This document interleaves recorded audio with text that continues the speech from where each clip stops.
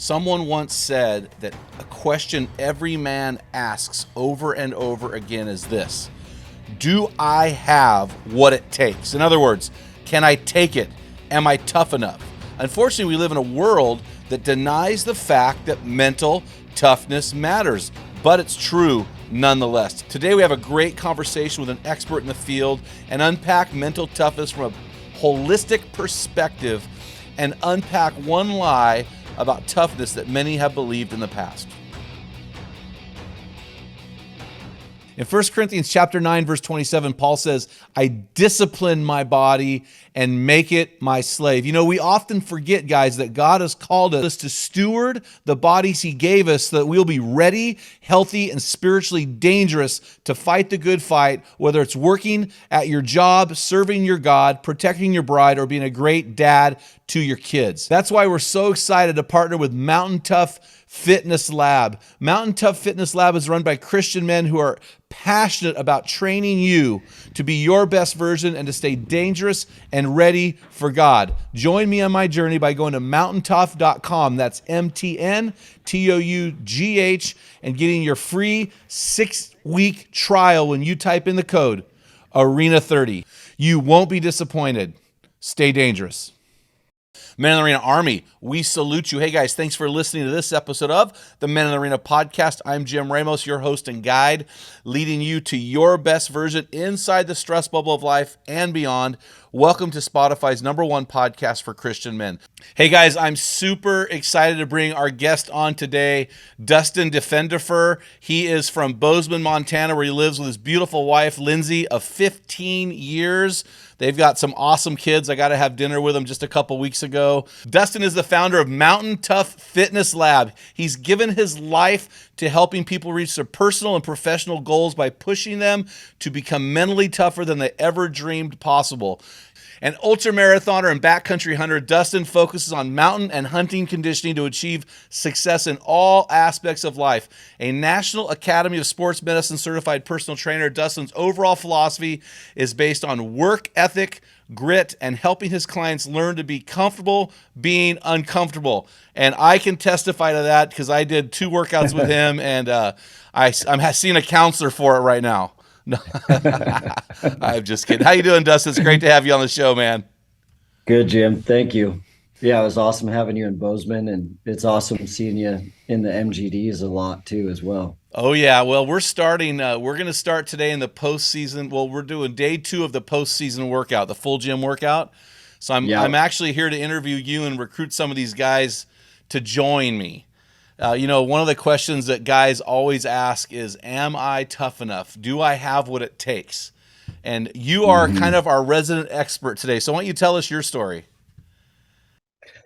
Yeah, so it's been an incredible journey. It's been the highlight of my life for sure, kind of getting Mountain Tuff started and getting it off the ground and getting it to where we're at today. It's pretty crazy to kind of think about all these different milestones we've gone through, because every day still is a battle, but we've changed a lot in the last almost 8 years. And so now we have this global Mountain Tuff community of around 15,000 athletes that are using Mountain Tuff every day through our app. But it sure didn't start that way. So it's the American dream bootstrap story to its core. Mountain Tuff actually started in a park behind my house here in Bozeman. And it started from a flyer that I built that said, it had the original logo, the same logo that's on your shirt right now. I drew that on a napkin and I sent it to my buddy Lyle, who's still with us, a graphic designer, and he turned it into a digital logo. We actually threw it on a flyer that had the tear off strips at the bottom with my phone number. So I was roommate wanted. Yeah. It's just like the puppies for sale. Yeah. The firewood guy. And I hung one flyer at Big Sky Archery, which is one of our hometown archery shops. And this flyer had the logo, and then it said, looking to train backcountry hunters. And that flyer hung there for about a week, and three guys finally called and said they were interested. And we started these park sessions behind our house, training, doing lunges through the soccer field, pull-ups on the monkey bars. And the park session went from three guys to 10 guys to 20 guys to multiple park sessions per day. And so it really started almost from thin air. It's pretty cool how it is where it is right now today. That is unbelievable. So I walked into your facility and it is about as cool and as cutting edge as you could ever see. And actually, I won't mention his name, but we're in there talking, and my wife goes, "Is that so and so?" And it's like an A-list actor is in there every day working out at your gym, and so it was really really cool. So I do have one question just to kick this off. You did this initially for hunting. It is called Mountain Tuff. So you do a lot of stuff to cater to active military guys and gals and hunters, but this is way more than a hunting uh, fitness business. Explain Way that. more. Yeah, it's way more than hunting. It's way more than just a fitness app. It is what we're really trying to do is transform people's lives. And we're trying to help people live an abundant life. And we're trying to assist people as they tackle and try to conquer these huge mountains in their life. And that's been the desired result since day one. So since day one, we knew that folks could challenge themselves physically and mentally to overcome obstacles that they're going to run into in terms of adversity. And we know that physical fitness is a good way to transition your mindset in your life. We know that a lot of folks are going to train for backcountry hunting in hunting season, and the outdoor elements are going to add a lot to their life as well. But we always defined it as a very positive, healthy bait and switch. So we dream and we hope for someone that's going to sign up for Mountain Tuff because they drew a Colorado elk tag for the first time. And so they're going to draw that Colorado elk tag, and they're going to be like, oh, shoot, I'm not ready to hunt at 10,000 feet. I need to get in a little bit better shape. They're going to find Mountain Tuff and they're going to sign up, and they're going to think they're just training for this elk hunt. But we are so excited when that happens, because now we know we have a chance to change this whole guy's life or this whole lady's life, because hunting is not the end game. It's just one event, but the end game is, can we change our mindset to live to our fullest potential on this very limited time we have on this earth, and how much impact can we make? And to make the most impact we can, we have to really be focused on ourselves holistically. And so we spend a lot of time holistically looking at our customers to make sure they're sharpening themselves, not just physically, but in some other key areas as well. Well, we're going to talk about what that looks like in a second, but you quoted my life verse, John 10:10b. John 10:10a is the enemy comes to steal, kill, and destroy. That's definitely not my life verse. But Jesus said, "But I have come that you may have life and have it to the fullest."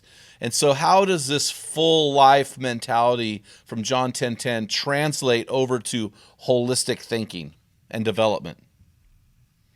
So one way to look at it is through that lens of hunting, which helps people with the analogy, because it's the same in all areas of your life, but you can see it in some of these black and white examples like hunting or sports. So in hunting, we did a research study in 2017, 2018, where we wanted to identify why these really consistent backcountry hunters were successful. And what we did is, we didn't want to know who was successful last year or the year before. We wanted to identify why some folks, very few folks in the country or in the world, have been successful for decades.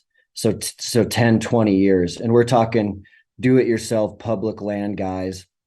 How come some of them have had success for 20 years and some of them are staying in that statistic of archery where you're only successful every 10 years.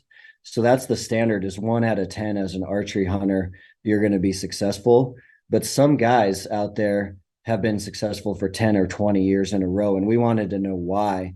And so when we really dove into why they are successful, every single time it came down to their mindset and their mental toughness.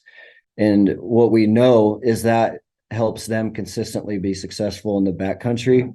But the same principle applies to someone who wants to be successful at work, at home, as a husband, as a father, as an employee, as a boss.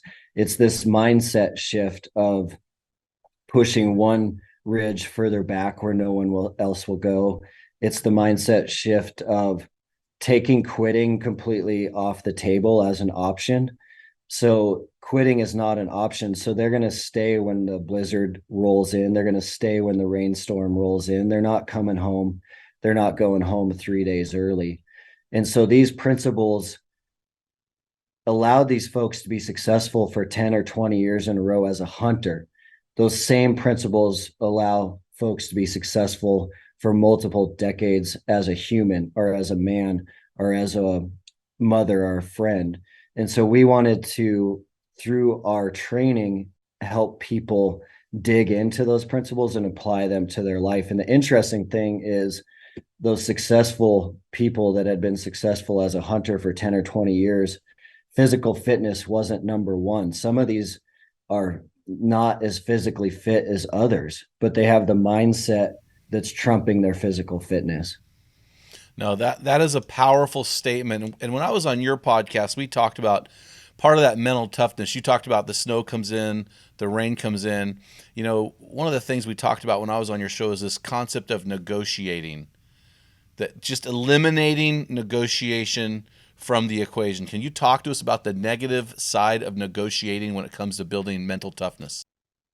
Yeah, I'm glad you brought that up, Jim, because just understanding this principle helps a lot of people become more mentally tough overnight. So we're always looking for practical things that you can actually apply to your life tomorrow.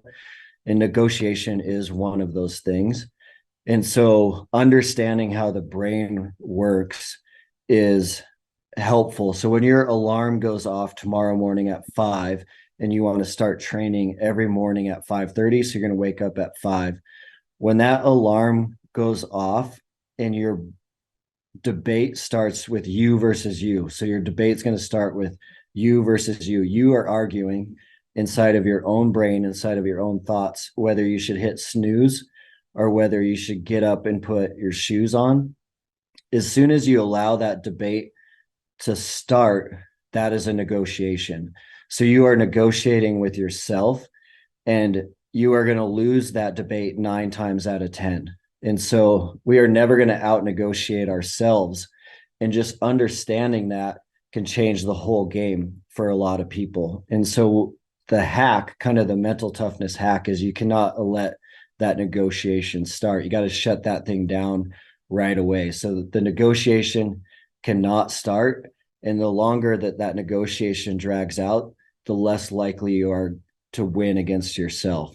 So as soon as you hear that thought inside your head that maybe you should sleep for 5 more minutes, you got to shut that right down right away. That is not an option. I'm getting up. I'm committed to this. But laying there in bed and arguing with yourself is a recipe for failure. And so all over in your life, you got to look for little ways to take these negotiations off the table completely. Yeah, it's really funny. We were talking, I know that we're having a relationship when you start sending me pictures of dead animals. The two ways I know I'm becoming friends with the guy is, the first one is he starts talking smack to me, because that's like him saying he loves me. And then Yeah. the other thing is, I get these pictures of dead animals. So you sent me some pictures. I sent you some pictures. Well, one of the pictures I sent you after we were out there in Bozeman was a picture of my middle son, who physically is one of the toughest people I've ever met in my life, physically.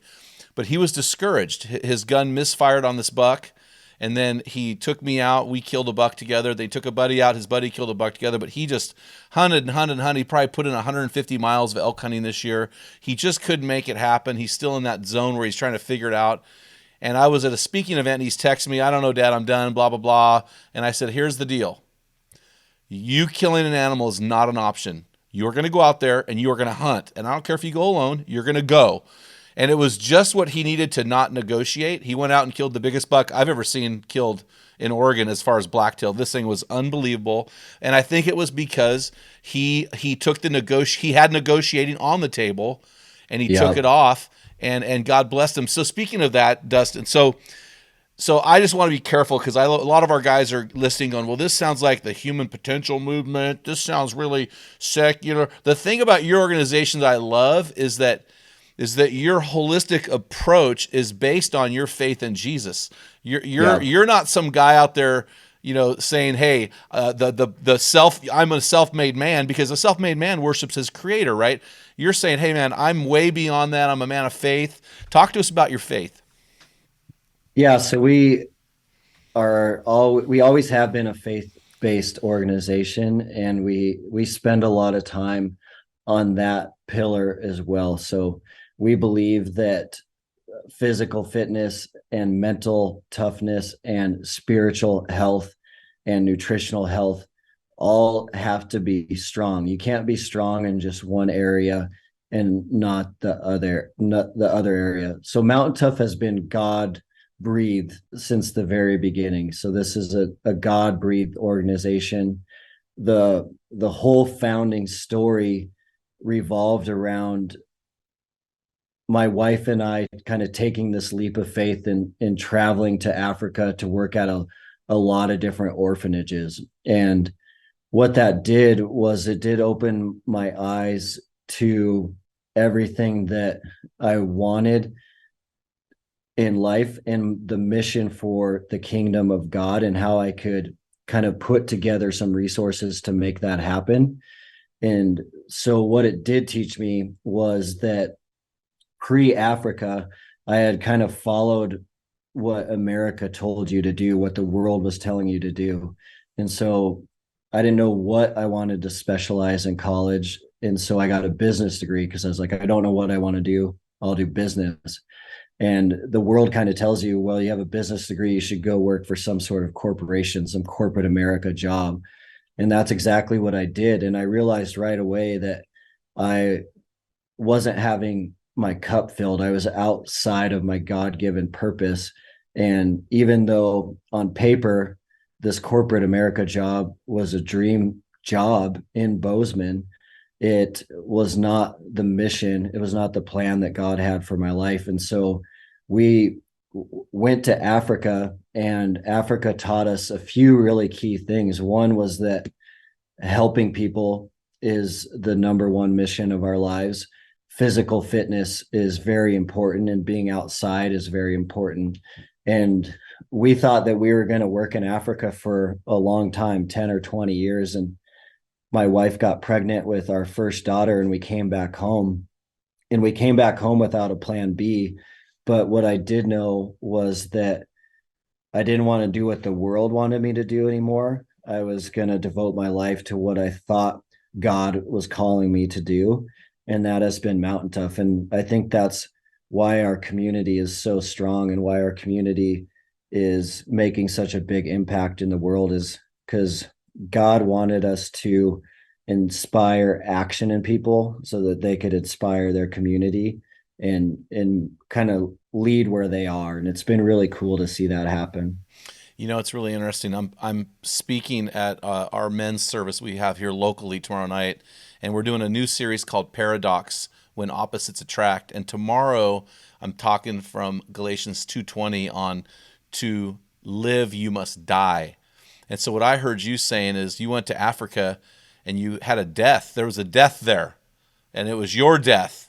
And then you came back and realized, man, I need to die to my dreams and my corporate America money thing, and I need to move into God's narrative. And I think this is this. What is the scary part there? Why is that so scary for so many followers of Christ, at least here in America, to say, I'm going to surrender my dreams, I'm going to crucify them? Galatians 2:20, Paul said, I've been crucified with Christ. Therefore, I no longer live, but Jesus Christ now lives in me. The life I live in the flesh, I live for the Son of God who loved me and gave himself up for me. Why is that so hard for us to do? Yeah, It's really interesting. One of the greatest enemies I think that we have outside of the enemy himself is fear and self-doubt. And fear and self-doubt can shut us down in so many ways. And so I think, to answer your question, for a lot of younger guys that I meet, it comes down to there's a lot of fear around being able to provide as they chase their dreams, and there's a lot of fear around what others are going to think as they chase their dreams. And those two elements combined shut a lot of people down from pursuing these passions that would change the country, would change their community, would change a lot of lives. And then they're kind of stuck in a really complacent uh, life cycle of going to a job that they don't like and just doing that day after day after day. And I think that that is where the enemy really wants them. He wants them consumed with that busyness outside of their mission and purpose. And he's going to tell those lies over and over again, those lies of fear that if you make a leap somewhere else, you're not going to be able to provide for your wife or your kids. And all of that is a lie. I know that when we made the transition from those corporate jobs, we were getting paid an incredible amount of money for a young couple in Bozeman. And when we did that year in Africa, our combined household income on my wife and I's tax return for that first year was $18,000. So $18,000 combined between Lindsay and I. And we were the happiest that we had ever been in our adult life, for sure. And so much of this is just false fear of self-doubt. I've got a rusted trapper's trap up here in my office, and I have it sitting here. I can stare right at it because it reminds me that fear is a trap. It's a trap. And it's really funny. I didn't tell you this. Maybe I did tell you this, but when we came out to you guys, I didn't know if I was going to get paid. Not by you guys, by my organization, because we, quite frankly, with this economy, and we added another staff, we're doing this global outreach thing. We just, we're donor support. We didn't have the money coming in. And my staff is kind of a little bit in freak out mode. I'm like, well, first of all, the first guy who won't get paid is me. And I've been here before, and we are going to be fine. And just kind of going, hey, God, if God has called you, there's an exhilarating effect to going, man, I'm on the edge right now. We're one paycheck away from, getting the yellow letters in the mail for, but that's part of the journey, right? Is, we live in this, here's one of the lies, I think, Dustin, tell me what you think about this. It seems like in America, one of the lies with this American dream is your dream in life is to be comfortable. Do you see comfort in Scripture? Does God promise comfort? I mean, what are your views as a fitness, owning your own fitness company? What are your views of comfort as it relates to becoming a holistic person who's living the abundant life? It's such a trap right now. So it's the biggest trap out there, and it's only getting more difficult to navigate around a lot of this stuff. So we had a friend out earlier this year to our big Tough Fest event, an author, very successful author named Michael Easter, and he wrote a really popular book on this exact topic, which is the comfort crisis. And yeah, it's so good. And it really kind of defines what is going on. And it's especially true in men. So men are wired and literally built for battle and adventure and wild places and hard things. And when you take all of that away from someone's soul, their soul just continues to wither and wither and wither. And the comfort crisis is probably going to be one of the bigger battles men have to fight against over these next 5 or 10 years. And we've always been huge believers at Mountain Tuff that you have to be comfortable being uncomfortable.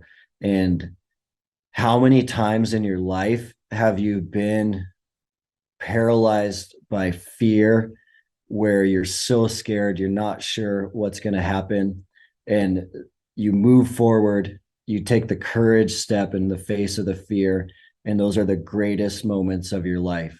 So the greatest moments of your life are always some of the most uncomfortable moments of your life. It's these backcountry hunts where you are stuck out there all night, or you are stuck out there an extra day, or it's the hardest hunt you've ever been on, the hardest football game you've ever played, the hardest workout, um, stepping in front of a crowd and delivering a speech to make an impact. It's always stepping over these very uncomfortable things that are the greatest moments of our life.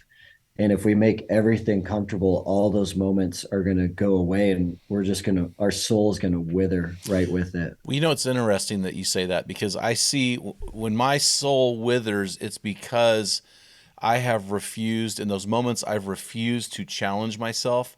I'm going to give you an analogy. You're going to love this. Someone once said that the saddest moment in a man's life is when he realizes he's no longer dangerous. Well, Mm-hmm. behind you, you've got a sign that says "Stay dangerous." We're not talking about, be a mass murderer. What do you mean by dangerous, and why is being dangerous so important for men to understand?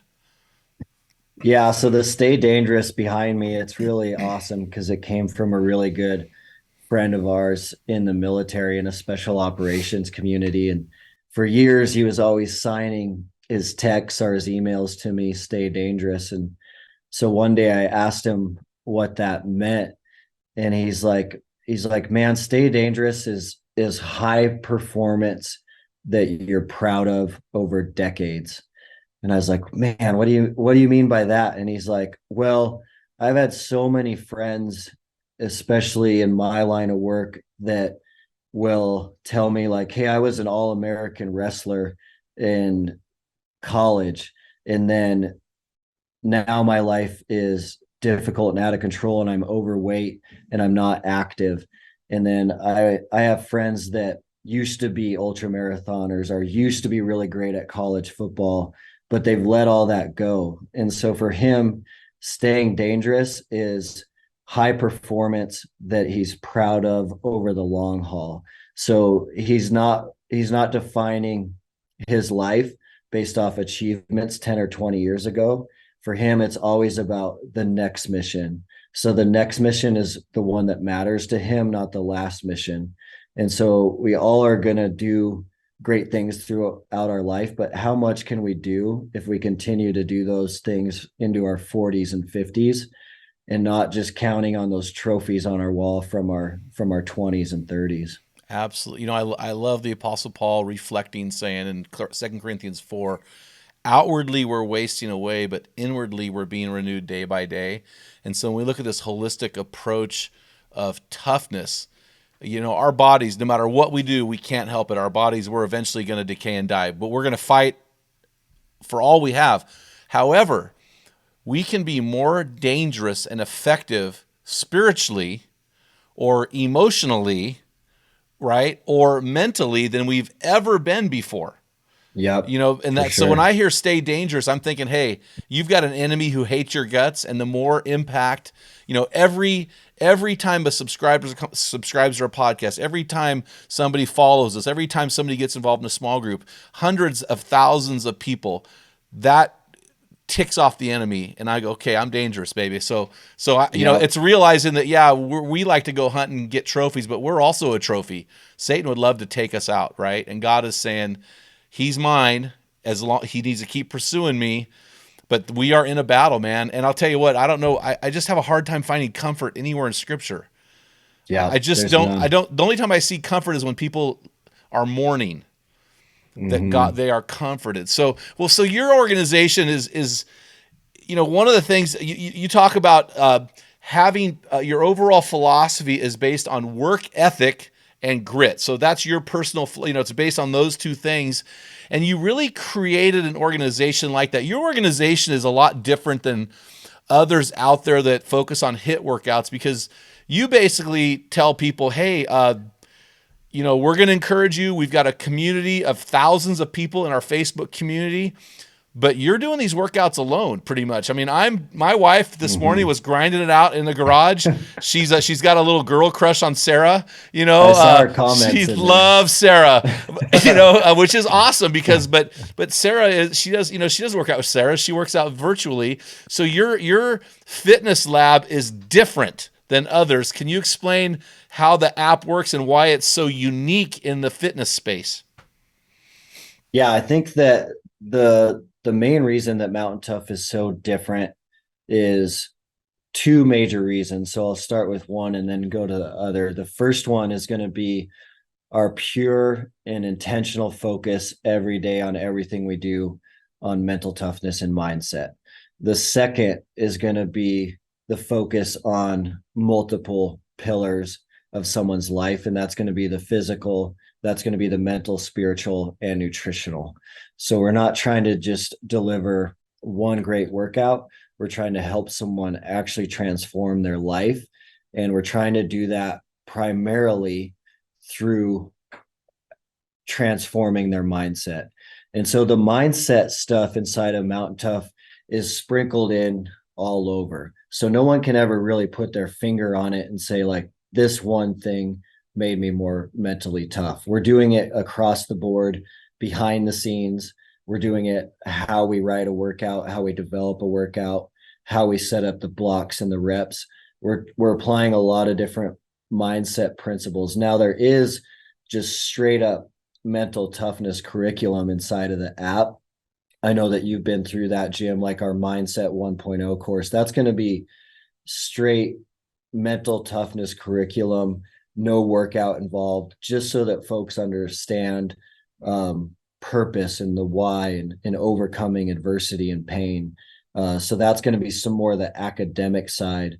But behind the scenes, if you really peel the onion back, a lot of what we're trying to do is mindset, mental toughness principles that come from all over. So some of them are going to come from the military. When I first built the team, we hired a guy that had just got home from the SEAL teams. His name's Alex Fickler, and he was one of the first individuals to join the Mountain Tough team right when we came out of that season of training folks at the park. We went into someone else's facility and started running classes in their gym. And so it was all the questions all the time were to Alex, what does it actually take to make it through BUD/S? Everyone always wants to know what it takes to make it through BUD/S. And so there's a few of those principles that are baked into everything you do at Mountain Tough. One of them is this principle of make it to breakfast. And so a lot of SEALs, a lot of special operations folks, a lot of military folks that have been through some sort of selection, when you talk to them about what happened to the guys that made it through versus the guys that did not make it, most of the time the answer will be two things. One is going to be the folks that did not make it started thinking about the future. They started thinking about next week, the week after that, the month after that. So someone would be doing really great and not struggling that bad, and they'd say, hey, I don't think I can do this for 6 more weeks. And they would quit and they would ring the bell. And that principle is so accurate in people quitting training and workouts. But that principle is also really relevant in people keep quitting jobs and marriages. And so they'll think about a work situation. I can't do this for 6 more weeks. They'll think about a marriage situation. I can't do that for 6 more weeks. So a lot of what we're doing is trying to get people to think about micro goals. It's 1 foot in front of the next. It's 1 rep in front of the next. We're not worried about tomorrow's workout. We're not worried about the second round of this workout. We want you to put 1 foot in front of the other. You're thinking about the present moment, and we know we can get you through this present moment. And our hope in doing that is that then they'll apply that at work and they'll apply that at home. The second big one that comes from the military community that I know you're a big believer in, Jim, is that mental toughness is better in a community. And so the second thing you'll hear from a lot of folks that have been through very traumatic, very difficult situations, or if you use the SEAL training example again, the second reason that you'll get that the guys made it versus the guys that did not make it is those that made it because of the guys on their left and the guys on their right. And so that's usually Alex's answer every time. He's like, I wasn't going to quit looking at that guy on my left or right that were counting on me. they were struggling just as much as I was struggling. We were all in this together. And just like the last principle of make it to breakfast, community applies everywhere else too. So we're all going through hard things. We're all going through difficult situations. But as soon as you take your eyes off yourself and you look at someone else, that pain drops like 50%. And you can feel it tangibly in a workout. If you're dying in a workout and you shift your mindset, I challenge everyone to try this week. If you're dying in a workout and you challenge yourself to quit thinking about your lung burn, thinking about yourself, and you just start cheering someone else on in the gym, I guarantee you your pain will go down 50%. And it's a really easy way to just get through things, getting your eyes off yourself, getting your eyes onto others. How can I support this guy? How can I encourage this guy? How can I help this person next to me? And just like the last principle, that is a game changer at home and it's a game changer at work. Well, it's interesting that you say that. I've read several books by Navy SEALs about buds training, and one of the things they've all said is that the bell does not exist. For the guys that passed, there was no bell. There was no Yeah. bell. The moment you saw that bell and thought future, how I'm going to feel if I ring that bell, it's over. And it was interesting because in a lot of these books I read, they would walk up to the bell, the master sergeant or whoever, the master chief or whoever it was, would talk them off the ledge. They'd go back in, but they'd end up ringing it because they went back into the negotiation phase. And Yeah. so it's really interesting. So yeah. That's so connected to negotiation. Oh, It's so buddy. connected to your son's story because, Yeah. and it's really connected to that research study that we started today's podcast on, that we did on consistency. Consistent people take quitting off the table as an option. It's just Mm-hmm. not an option. And you'll see that same principle work at home and in marriages and at work. Like you'll hear a lot of folks say like, just divorce wasn't an option in our marriage. And you'll hear the same thing with um, people conquering big like Everest expeditions and stuff like that. Yeah. Once quitting's off the table, the conversation changes to a solution focus. Yes. So Yes. when quitting comes off that table, then it's like, well, we got to stop talking about the problem. We got to start talking about solutions right now. Yeah. I mean, well, one of the things that inspired me coming out to you guys, I was like, you know what? Because I work out 3 to 5 times a week, and I've done that for 40 years since I was 14 years old. But I found myself negotiating at 4 o'clock. I'm an afternoon workout guy because I'm in the morning. I focus on my spiritual stuff, but in the afternoon I do. But I'd get so tired. So when I went out and saw you guys, I came home. I told my wife I'm changing the way I'm doing it. I'm going back to noon workouts.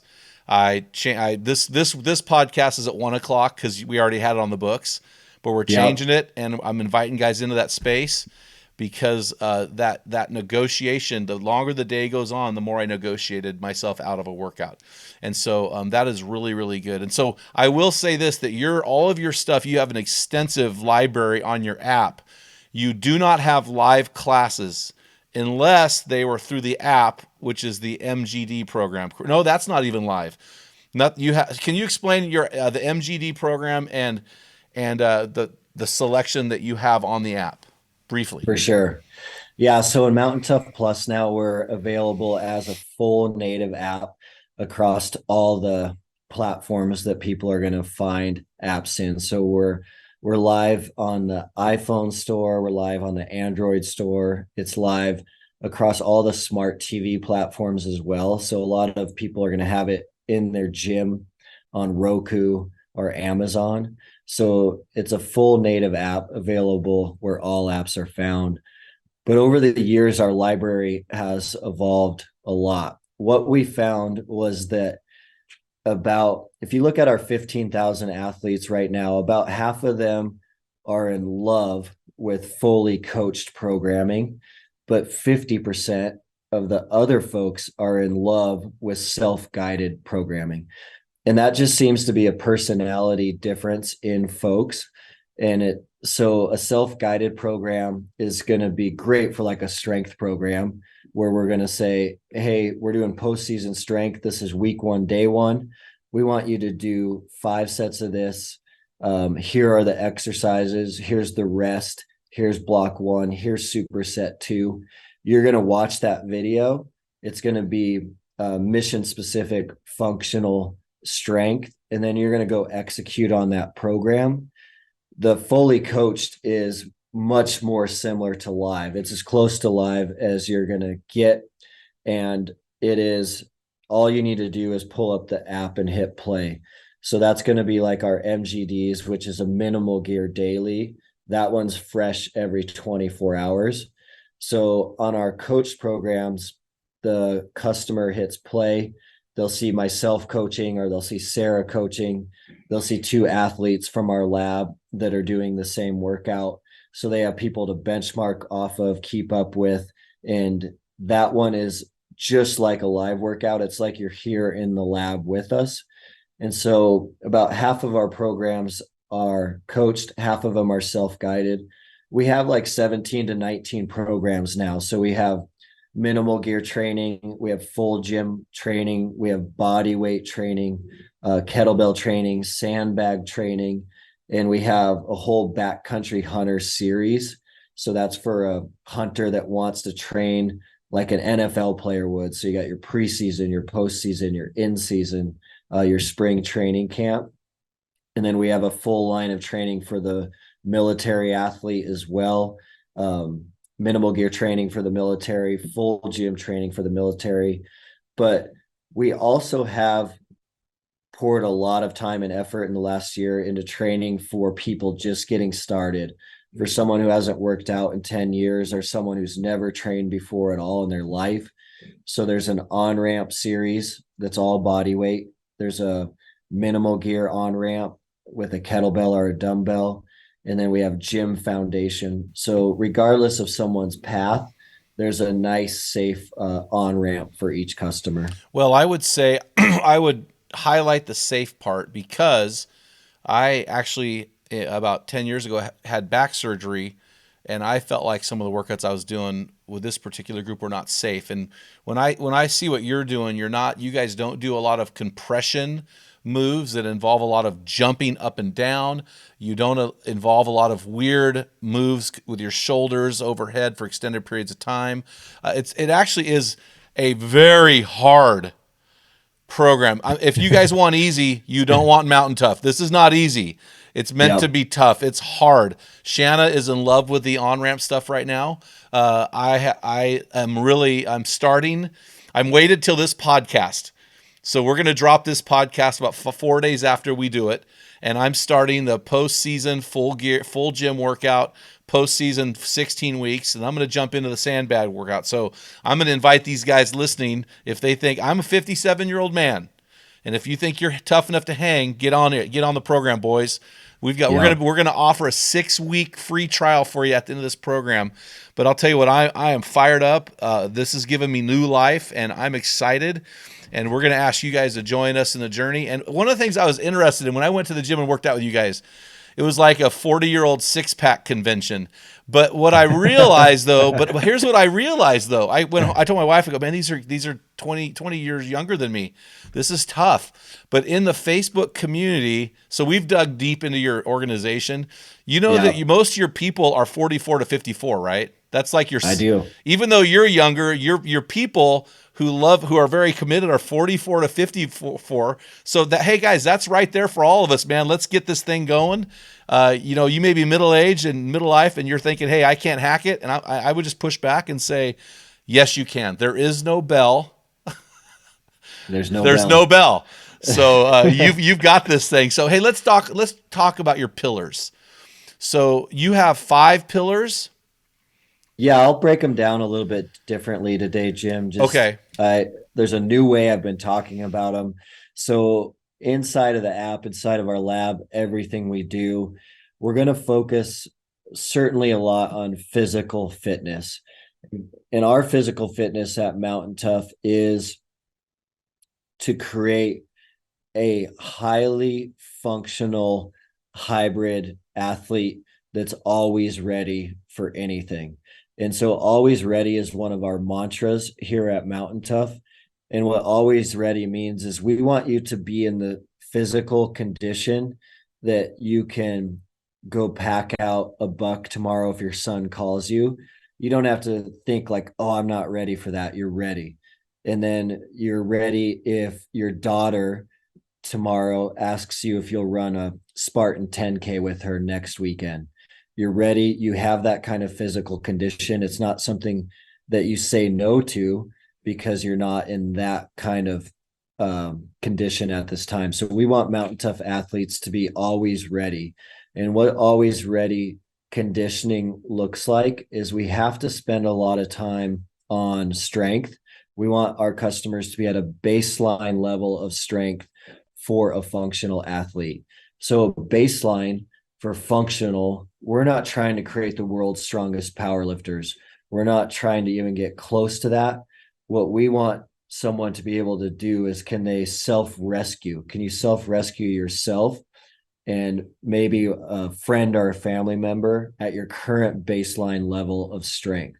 So we do spend a lot of time on strength work, but it's not old school, really slow 5x5s because we're keeping that functionality and that athleticism in there as well. So just on the physical pillar, which is broken down into three parts, we're going to spend a lot of time, and you've seen this across the training you've done. We're going to work on your strength. We're going to work on your cardio and endurance. Oh yeah. Gotta love those full And body moves, baby. so always ready means you have the cardio and the endurance to get in there and help that buddy pack out that buck. We don't want you to not have the cardio to go help a friend out tomorrow. So we're going to spend time on strength, cardio, and endurance, but we're also going to see a lot of mobility added to our programming as well. So flexibility, mobility. We want athletes to be able to move. We want them to be able to move without injury. We want them to be able to have a lot of longevity in their life. That's why you see so much mobility in some of the MGDs you've done, Jim, is because when you're in your 40s, 50s, and 60s, even if you have the strength and cardio, if you don't have the mobility, there's a really high risk of you running into an injury, and an injury is going to set you back. And B, not having mobility is really going to hamper how you can move in a functional environment. So physical fitness, we spend time on strength, mobility, cardio, and endurance. And then the second pillar is going to be that mental toughness, that mindset. Our third pillar is going to be spiritual. So we're spending a lot of time inside of Mountain Tough Plus on spiritual content. I know that we have on the books for you to come out and film a series, which is going to be amazing. Our current series inside of the app, we spend time on fatherhood. We spend time on marriage. It's called Live Untamed. And it really kind of goes back to spiritual development tied to that comfort crisis of to really live to our fullest potential. We can't be comfortable all the time.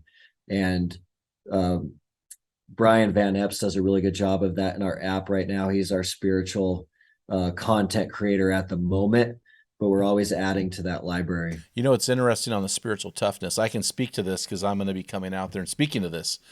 It's really interesting how many guys who are physically in the 1%, but say, oh man, I just can't read my Bible every day. What?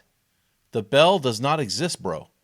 I'm like, Yeah. it's a living and active document. It always changes. So, so it's funny how you can be compartmentalized, extremely tough compartmentally, yet over on this other compartment, you can be you could be a horrible family man, horrible father, but you could be an upper 1%er over here, or you could be, it's really interesting, which is why I am so intrigued and I resonate with your organization. Jesus, Luke 2:52 said, Jesus grew in wisdom and stature and favor with God and men. So right there, we see 4 of your 5 pillars: mental, physical, spiritual, social. And so it's really, so the one thing that we don't see in Luke 2:52 is one of your 5 pillars that you call emotional toughness. And I am so glad you added that, because I think we neglect that sometimes, thinking it's social. The social is part of that, but what do you mean by emotional toughness? Yeah, so at Mountain Tough, emotional toughness is pretty closely related to mental toughness and this mindset. And a lot of that is really closely related to how we started the podcast today and how I went through that big eye-opening moment in my own personal life around fear and self-doubt driving my decision making versus creating that mindset of it really doesn't matter what anyone else thinks if you're on a kingdom mission and you're on mission and fulfilling your purpose. And so our emotional intelligence, as it's very closely intertwined with mental toughness, it's having this resilient mindset around I'm not going to let anything bring me down. I'm going to be focused on solutions. I'm going to stay in this positive mindset. And it's kind of this versus low level thinking. I'm going to stay in this high level thinking mindset. And so we want our customers to be at a point where they're positive regardless of the external circumstances. We did a podcast a few weeks ago with Paul, who is the Africa Safari business outfitter. And Paul said one of the coolest things on that podcast to tie this together really nicely that I had never talked about before.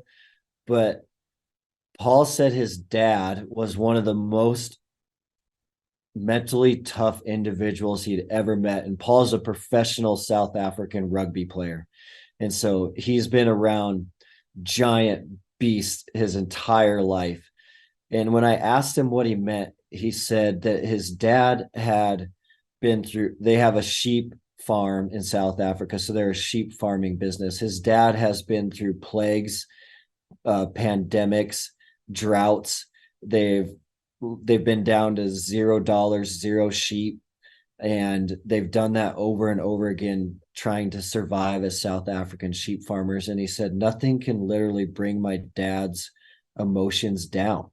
Regardless of how bad things are, he's always looking for a solution. He's not going negative and thinking how bad the problem is. And so that's what we spend a lot of time at Mountain Tough when it comes to emotional health and emotional intelligence. And our emotional pillar is how can we help our customers get that mindset that regardless of the external circumstances, we're still positive, we're still fighting forward, we're still looking for solutions. Well, and it's interesting that you say that. So when I think of emotional toughness, mental toughness is me getting inside my own intellect and removing negotiations, removing the bell. When I think of emotional toughness, I think of the attitude, like you just said, but I also think of empathy. I think of being able to experience other people in a healthy relational environment where a lot of people who are extremely strong mentally or extremely strong physically, they do not have the capacity built into their repertoire to be emotionally engaged with their children, with their spouse, and that hamstrings their life. I'm thinking of one guy in particular right now. He's a multimillionaire, but he can't have a functioning relationship because he's emotionally weak. And so I see Yeah, both sides. There's like two sides. There's my attitude, but then there's also how I interact with the people that I care about. it's so true. And we always use the bar stool analogy for this. And that helps me a lot in my mind visualize. But if you have a classic bar stool with four legs, and maybe there's six pillars, maybe there's four, depending on how we separate out like mental and emotional. But the concept is so helpful that if I have a bar stool with four legs, those are my pillars. So I have a physical pillar, I have a spiritual pillar, I have a mental pillar, and I'll put emotional with mental for this example. And then there's a big nutritional pillar out there as well. And so if I am the fittest person on earth and that pillar of fitness and physical so strong, but spiritually I have nothing, or spiritually I'm very weak, you know that whole bar stool is going to fall over. And that's someone's life falling over because they haven't balanced out these pillars and spent time developing these four pillars. And the same thing happens on the opposite end of the spectrum, where if I am really strong spiritually, but I'm not paying any attention physically or nutritionally, that whole stool is going to fall over as well. And we see that a lot. And so we have to really look at our lives and what we're doing through a holistic lens. Well, that's really interesting because I had to go to the doctor last week for a TBI because my nutritional pillar wasn't there and I fell and got a concussion. So I'm just kidding. I mean, the nutritional pillar is a big deal for me. And in the church, it's funny, we seem to not care about the nutritional pillar. We've got donuts in the foyer, we got cinnamon rolls in the foyer, we got potlucks with garbage. And so when I came and saw you guys, I was just, man, I was so sore. So I went onto your app and I'm like, I need to fix some things. So I'm like, let's focus. And I realized that I have, I want to say an inflation problem. That's not the word. The word is I just put what's the word? It is inflation problem, but it's another word. What's the word? Oh, inflammatory. Yeah, I realize I have an inflammation problem that is causing an inflation problem. But I realize I'm sore all the time. So I thought, man, I'm gonna follow this program. And I'm not going to call it anything. I'm just going to say I can't walk around having this inflammation that's creating all this joint pain. In the last 2 weeks, I've had no joint pain. I've removed soy, I've removed sugar, I've removed corn, I've removed wheat, gluten, and it's really been interesting. So and then I'm actually doing some things right now with a natural path to check some other stuff because I'm just going, hey, I'm pretty solid in these four, but this nutritional toughness one. Yeah. I'm really weak, I'm weak and I need help. And so part of that for us, right, is to identify one of these 5 pillars where we are weak and bring that into focus so we can have this holistic toughness running through our bones so that we can experience abundant life. For sure. And I don't want it to be daunting or overwhelming to folks either. I mean, a lot of this is, how can we get 1% every day at physical? How can we get 1% every day at spiritual health? How can we get 1% each day on our mental toughness? How can we get 1% better each day at our nutritional education, background, and choices? And that helps a lot of individuals so much that's really what we're talking about. We're not talking about we're going to overtake your life tomorrow if you sign up for Mountain Tuff. We're talking about we're going to help you make gradual, steady progress across all these pillars over time. And if I think about folks that start training every day and folks that read their Bible every day, if I think about what that man's going to look like 10 years from now versus a man who's not training every day and not in the word every day, then you can see how gradual progress in the wrong direction can change the whole trajectory of your entire life. And so we're trying to make gradual change in that positive direction. And a lot of these things will become a lifestyle. They will become a habit. And you get to a point where instead of dreading a workout, you're craving a workout. And instead of instead of craving unhealthy food, you're craving healthy food that's going to make you stronger and tougher and live to your potential. And so I don't want people to think that we're going to overhaul their life tomorrow. A lot of what we're doing is 1% every day in these major pillars. Well, and there's room within the app to scale for where you are. For example, for me, the MGDs, I have to write them down and go at my own pace because I can't keep up with the athletes. And for the full gym workout, I'm excited about that. I wrote it, like I've got a whiteboard I bring into the gym. And today's workout is 50 30, 50 30, 50 cals, 30 reps, 50 cal, 30 reps. And I write it down and cross it off. And I bring that pin in with me because when I cross it off, I'm like, one more down, one more, and I go at Yeah. my pace. You know what I mean? And so I know that my pace, I go as hard as I can. So if I'm working that pace, every day I'm getting a little better and it's getting a little easier. Well, that's a wrong word. It's never easy. It's But you're get, doing way more. I'm So doing faster. I'm doing more. I'm not looking and trying to negotiate my way out of it. No, mhm. it's really good, man. So hey, I want to just announce to the guys if they haven't already gathered this, we are finalizing a collaboration with Mountain Tuff Fitness Lab here at Men in the Arena, and we are officially making you guys one of our first ever title sponsor.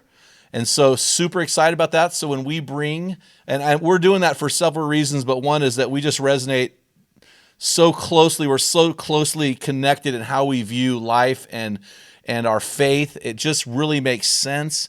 And so we're excited about that. So I'll be flying out to Bozeman several times a year in 2024 and making some recording some modules for your app, and Yep. then having some relationship with you guys. And then you've got a cool deal for our guys on your website at mountaintough.com. So Mountain MTNTOUGH.com. Currently you can get a 14-day free trial, but for our guys that are in the Men in the Arena listening to this episode, they can actually get an extra 30 days. You want to tell us how? Yeah, so an extra 30 days. I'm so excited about this partnership as well, Jim. And as the with the Mountain Tough code, it is Arena 30. So they'll go to mountaintough.com and they'll check out on their Mountain Tough subscription on the monthly option. They'll type in Arena 30. That gets them an extra month, 30 days for free to get started in Mountain Tough. And all Mountain Tough signups come with a 14-day free trial. So that's 2 weeks. And then when you add the 4 weeks with your code Arena30, they have 6 weeks on Mountain Tough for free to get a jump start on this training, to get a jump start on changing their life. So 6 weeks, which is awesome because like a lot of our programs are 2 weeks or 4 weeks. So they'll be able to get through two programs, have a really good sense and feel of what Mountain Tough is before that 6 weeks ever expires. Yeah, and I would say if you want to jump in with me, I am doing, when you go onto the app, look under full gym workouts. I am doing the post-season workout, and so I'm starting week 1 this week. So you guys can join me. I'll be posting my pain and suffering on social media and saying bad things about Dustin behind his breath, or just put him flat out there on social media. And so I say that tongue in cheek. But you guys, I want to welcome you to join me. And if you're a local guy in Oregon, I'm going to be working out here at our local gym at lunchtime. So I'd love to get together with you and just do a one-on-one with you if you're interested. I'm excited for this journey. I told my wife I feel like I've got another chance at almost at 57 years old. You start doing some negotiations, and it's been really encouraging me to hey, let's stop negotiating. Let's just go hard and just keep going hard. You've got Yeah. this. So super, super excited about that. And so Dustin, man, anything else you want to add before we say goodbye? I think I'm really excited, Jim. I know you talked about it earlier on the podcast, but you are right. Our demographic at Mountain Tough is all over the board, but we have this huge population of men that are 45 to 55. And I even see a lot of like we have some 67-year-old mountain sheep hunters in there. We have a 77-year-old guy who's um, an Alaskan mountain goat hunter. And these guys, regardless of their age, are just getting after it and sharpening themselves mentally and spiritually and emotionally and nutritionally. And it's so awesome. We get the chance to meet these folks at a lot of events we go to, and we get stuck in our little bubble here in Bozeman, and the office is pretty young and we're testing all these workouts. But then when when you meet a 55-year-old guy that's like, I've been doing Mountain Tough for 3 years and it's changed my life. It's really, really amazing. I think that men in the arena and Mountain Tough are on a very, very parallel mission and a very similar mission. And that's how much impact can we make in changing men's lives. And we know that by helping one man, that man's going to help their community. They're going to help their family. And it's this trickle down effect. And so I'm so excited about this partnership. Yeah, man. When a man gets it, everyone wins. Well, it's funny. I'll tell you the story. So I was at this naturopath the other day, just as a prelim. He said, "Well, let's check your heart." I said, "Well, I'm a big guy, but don't. There's more here that's going on. There's more than meets the eye." And he goes, "Yeah, no problem." And I said, "I have a heart murmur." He goes, "Let's test it, see where your heart is, see if your heart is okay." So he ran this test and he came back kind of shaking his head. He said, "Well, here's the scale. It's 0 to 30 is below average. 30 to 50 is what we want from a guy your age. 50 to 70 is optimal." And he said, "You scored over 95 in every category." So I said, "Okay, I just got to fix this nutritional pillar, baby." And I did pack a deer out of the hills this year. It was. I remember. I'll tell you this story. You'll like this. So we're packing this buck out I shot, and it was freezing. It was below freezing when we shot him. And I remember coming out of this steep hole and going, "This sucks. I hate this." I whining and crying, and about every 100 yards stopping. And then finally, I just said to myself, "You know what?" I turned to my son. I said, "I'm not stopping again. It was a mile climb out on a timber road." I said, "I'm just not stopping." And as soon as I said that, it got easier. I mean, it still sucked. Micro goals. Yeah, it still sucked, but it got easier, you know? And so it's like, okay, we can do this thing. And so I'm excited. I'm not trying to be 30. I'm not trying to be 25. I know how old I am, but I want to be the best version that God has called me to be for as long as I can be that version, right? We just want to go hard, stay dangerous, and just stay committed and be ready at all times. So I'm excited for this partnership. I'm looking forward to great days to come. And Dustin, thanks so much for having us on the show, man. Thank you. All right, it was a privilege. Yep. Hey guys, the end of the year is upon us. Men in the Arena is a crowd-funded, faith-based 501c3 organization that relies on 90% of its income coming in from its financial champions like yourself. So please consider helping us out this year with a one-time year-end gift or becoming one of our monthly financial champions. You can do that at meninthearena.org. You can even hit us up at Venmo at Men in the Arena. Until next time, feel the wet sound on the arena floor. Hear the deafening roar of the crowd. Taste the sweetness of victory. Smell the stench of battle. Get in the game. Get dirty. Grind it out. Be mentally tough. And be a man.